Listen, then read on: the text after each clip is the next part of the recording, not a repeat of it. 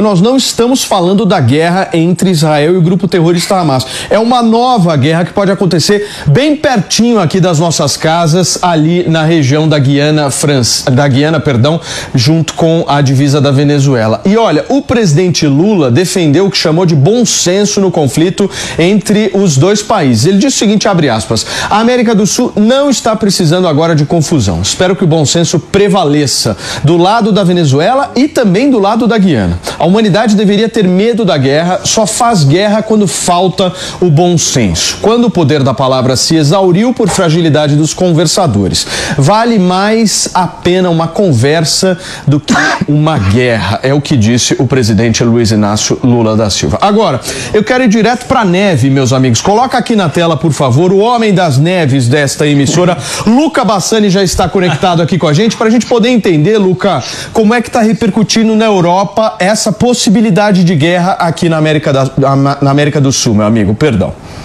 Bom dia a você, Paulo, a todos que acompanham o Morning Show. Realmente falam um pouco dessa questão, considerando as duas guerras que nós temos no mundo e que são mais próximas da realidade europeia. É exemplo da guerra da Ucrânia, que ainda continua, por mais que tenha saído das manchetes durante os últimos 2 meses por conta da guerra no Oriente Médio, ela ainda acontece. O presidente Zelensky fazendo apelos contínuos para que a ajuda da OTAN não se cesse, principalmente os americanos com esses orçamentos que sempre trazem problemas nas votações bipartidárias dentro do Senado, principalmente. Nós vemos que a guerra no Oriente Médio, como sempre, ela também tem sido endereçada, com várias manifestações acontecendo, mas isso na questão de Essequibo, a questão relacionada à Venezuela, também figurou entre as principais matérias nos jornais europeus. Eles dizem que esse referendo não tem legitimidade, muitos até contestam como que é a democracia na Venezuela, como esse Estado que se diz democrático é tão pouco democrático, considerando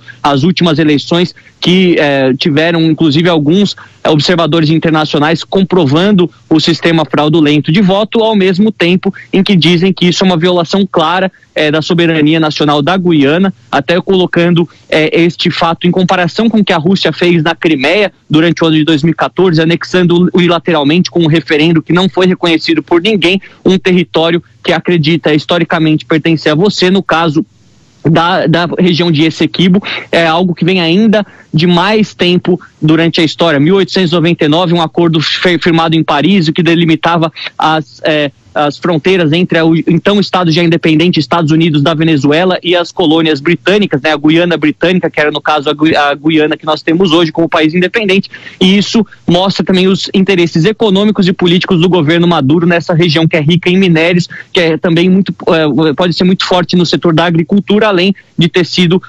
declarada como uma região rica em petróleo a partir do ano de 2015. Como o PP acabou de falar, isso é realmente verdade. A preocupação para o ano que vem, ela é relacionada às eleições internas, que mostram a baixa popularidade de Maduro, e que, se ele permitir sim a oposição se organizar, há candidatos fortes que poderiam, em algumas regiões-chave, desbancar o chavismo, desbancar o Maduro, e essa questão da política externa é utilizada não só por Maduro, mas por outros políticos ao longo da história para combater esse momento de impopularidade, exemplo do que o próprio presidente Putin fez com a guerra da Ucrânia e acabou subindo na popularidade ao longo dos meses que seguiram essa guerra. A gente vai ficar acompanhando, mas os europeus dizem que não há legitimidade nenhuma e contestam qualquer tipo de anexação unilateral de um território sobre o outro. Perfeito. Luca, vou pedir para você continuar aqui com a gente, porque eu quero discutir esse poderio militar da Venezuela. Fabrício, eu estava dando uma olhada em alguns dados.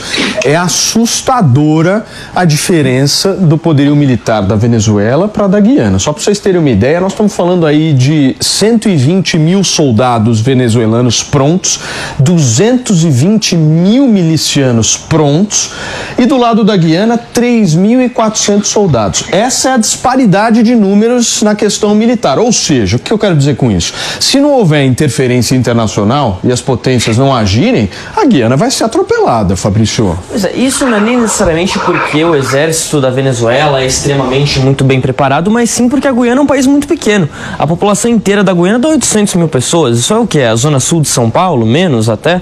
É muito pouco. E a Venezuela é um país já muito maior, com uma população de fato muito maior. Há expectativa de que a Guiana autorize a entrada entrada ali de bases estrangeiras, americanas, britânicas, no seu território ali em Essequibo, justamente para tentar ali afastar um pouco esse interesse da Venezuela de entrar no território. Mas não se sabe muito bem como é que isso vai ser feito. Isso com certeza aumentaria a tensão. Acho que não é interessante para ninguém. Aliás, até o próprio Maduro fala, oficialmente pelo menos, né? Ele disse que essa é uma questão que tem que ser resolvida entre os dois países, diplomaticamente. Tá ali tentando jogar já uma sinalização que vamos evitar o conflito, vamos dar o que a gente quer aqui, vocês ficam no canto de vocês.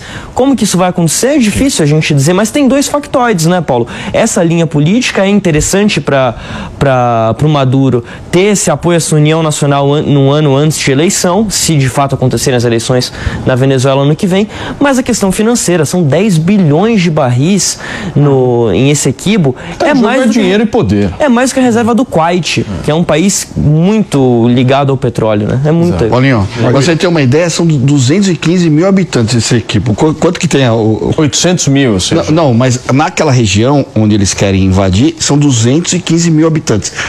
Quantos militares tem na Venezuela? Tem 130 militares, 130 mil e 220 mil milicianos cadastrados. Tem mais miliciano e militar.